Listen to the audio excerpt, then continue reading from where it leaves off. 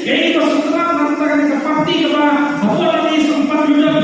Kami ke parti kepada kacau ke office Habib Delhi. Balik ke office Habib Delhi nama bahwa itu mereka pemimpin nasional parti yang bagi parti kepada nanti katakan namanya ini Kingdom. Ketika ada KP kepada nama kasih kejuni kepada kacau ke office Habib Delhi yang berada di Jakarta pengajar kasut. Nak kita ini pada bersentuhan Habib Delhi. Finallah yang parti nak jalan kami jami bandan yang kata kasut Habib Delhi dekat parti NDP maka yang kandang kasut nak kita ini nongshong ada ini. Jadi ini bagaimana kecikaman? Bapak mulai dijumpai pada kecikasan jombi. Nak kita konstitusi. Insiyo yang kecikasan siapa marway. Apa kecelah beliau berteriakam. Kenapa yang terbaik kita? Apa kecikasan itu sarana sama belum ujian dasar pada kena. Ujian dasar pada sisa kita kecikasan. Nak kita rakyat jelah kecil. Dah kecil lah jadi lebih sedari lebih kerja kia kita berkecil jelah kecil. Minum dan ciknya hari kasih kebenaran akuan kawan sisa mulai karena orang kecil itu yang tak jadi pada.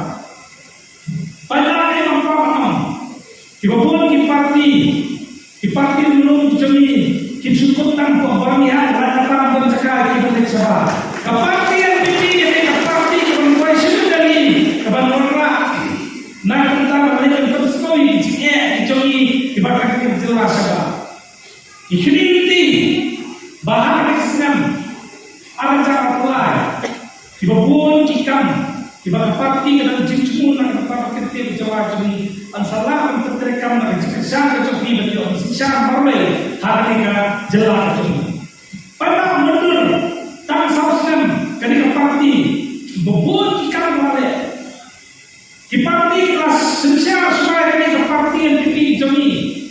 Si posdan kasan sedang menjual. Kita juga kecil perkara antara kecil itu yang jelas. Nama itu sih isu yang berapa udah kecil itu. Dari tangan ke parti ini berada kecil kerana nak kita yang kecil itu juga pada kejelas. Panggilkan bar kecil Kristen. Jadi bagaimana untuk parti yang tinggi harus nama arja mulai.